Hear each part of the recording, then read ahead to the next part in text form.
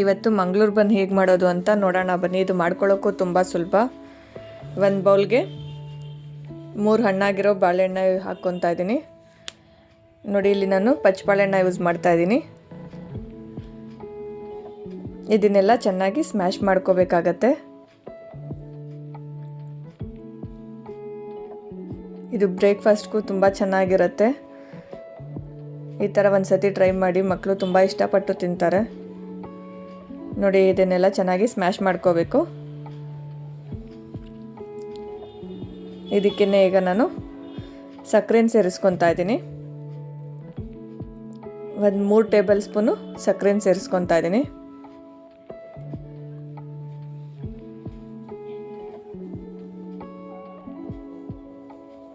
ಈಗ ಸಕ್ಕರೆ ಕರಗ ಗಂಟನ್ನು ಸ್ಮ್ಯಾಶ್ ಮಾಡ್ಕೋಬೇಕಾಗತ್ತೆ.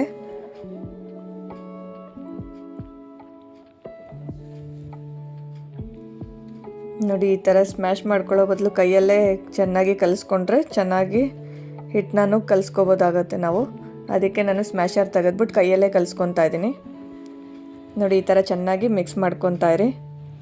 ಆಗ ಬೇಗನೂ ಗಂಟಿಲ್ದಿರಂಗೆ ಕಲಿಸ್ಕೋಬೋದು.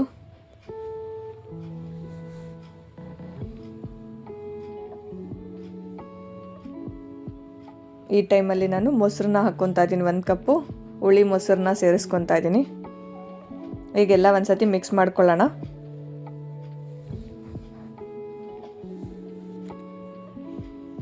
ಹಾಗೆ 1 ಸ್ಪೂನು ಜೀರಿಗೆನ ಸೇರಿಸ್ಕೊತಾ ಇದ್ದೀನಿ. ಹಾಗೆ ಮಿಕ್ಸ್ ಮಾಡ್ಕೊತಾ ಇರಿ.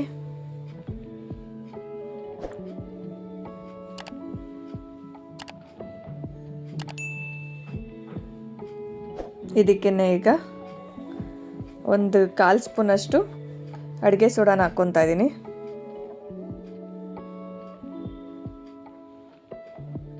ಈಗೆಲ್ಲ ಒಂದು ಸತಿ ಚೆನ್ನಾಗಿ ಮಿಕ್ಸ್ ಮಾಡ್ಕೊಳ್ಳಿ.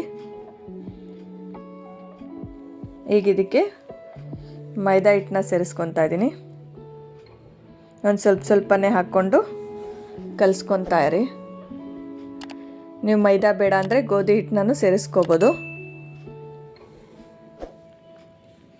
ಈಗ ನೋಡಿಕೊಂಡು ಹಿಟ್ಟನ್ನ ಕಲಿಸ್ಕೊಳ್ಳಿ.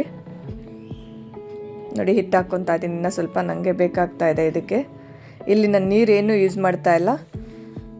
ಇಲ್ಲಿ ಮೊಸರು ಬಾಳೆಹಣ್ಣೆಲ್ಲ ಹಾಕ್ಕೊಂಡಿದ್ದೀವಲ್ಲ, ಅದರಲ್ಲೇ ನೀರು ಬಿಟ್ಕೊಳ್ಳುತ್ತೆ. ಅದರಲ್ಲೇ ಕಲಿಸ್ಕೋಬೇಕಾಗತ್ತೆ. ನಾವು ಎಕ್ಸ್ಟ್ರಾ ನೀರು ಯೂಸ್ ಮಾಡಬಾರ್ದು. ನನಗೆ ಆ ಬೌಲಲ್ಲಿ 2 ಬೌಲ್ ಯೂಸ್ ಮಾಡಿದ್ದೀನಿ ಹಿಟ್ಟು.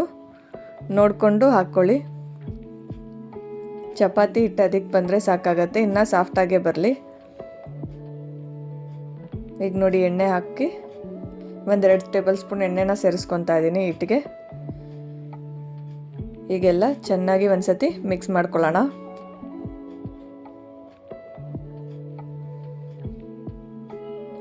ನೋಡಿ, ಇಷ್ಟಾದರೆ ಸಾಕಾಗತ್ತೆ. ಎಷ್ಟು ಸಾಫ್ಟಾಗಿ ಕಲಿಸ್ಕೊಂಡಿದ್ದೀನಿ ನೋಡಿ. ಈ ಥರ ಕಲಿಸ್ಕೋಬೇಕಾಗತ್ತೆ.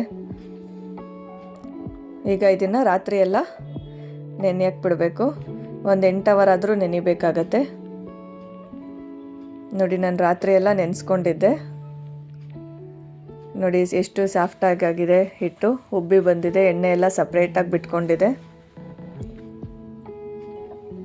ಈಗೆಲ್ಲ ಒಂದು ಸತಿ ಮಿಕ್ಸ್ ಮಾಡ್ಕೊಳ್ಳೋಣ. ನೋಡಿ, ಹಿಟ್ಟನ್ನ ನಾದ್ಕೊಳ್ಳೋಣ.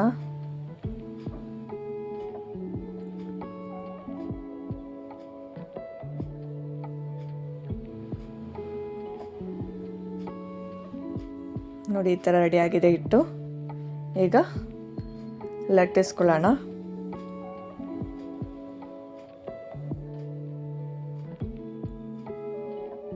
ಇದನ್ನು ನಾವು ಪೂರಿ ಹೇಗೆ ಮಾಡ್ಕೊತೀವೋ ಹಾಗೆ ಸ್ವಲ್ಪನೇ ಹಿಟ್ಟು ತಗೊಂಡು ಪೂರಿ ಸೈಜ್ಗೆ ಲಟ್ಟಿಸ್ಕೋಬೇಕಾಗತ್ತೆ.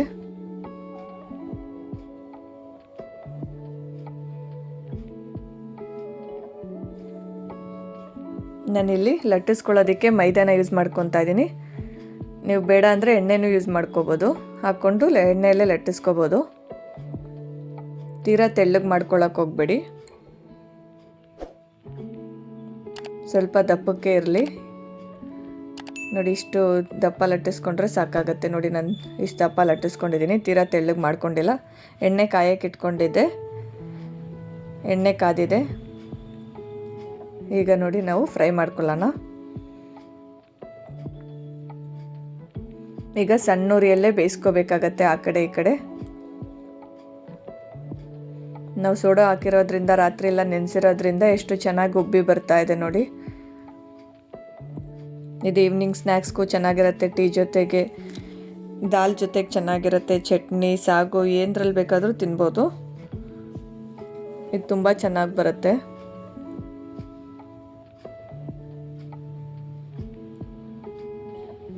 ನೋಡಿ ಈ ಥರ ಸ್ಲಿಮ್ಮಲ್ಲೇ ಇಟ್ಕೊಂಡು ನಾನು ಫ್ರೈ ಮಾಡ್ಕೊತಾ ಇರೋದು.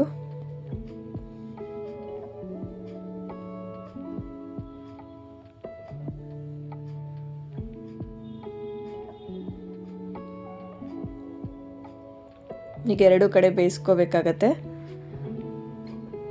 ಈ ವಿಡಿಯೋ ಇಷ್ಟ ಆಗಿದ್ದರೆ ಲೈಕ್ ಮಾಡಿ, ಹಾಗೆ ನನ್ನ ಚಾನಲ್ನ ಸಬ್ಸ್ಕ್ರೈಬ್ ಮಾಡಿಕೊಂಡು ಹೀಗೆ ಸಪೋರ್ಟ್ ಮಾಡ್ತಾಯಿರಿ. ನೋಡಿ ಎಷ್ಟು ಚೆನ್ನಾಗಿ ಬಂದಿದೆ ಮಂಗಳೂರು ಬನ್ನು, ತುಂಬ ಸಾಫ್ಟಾಗಿದೆ.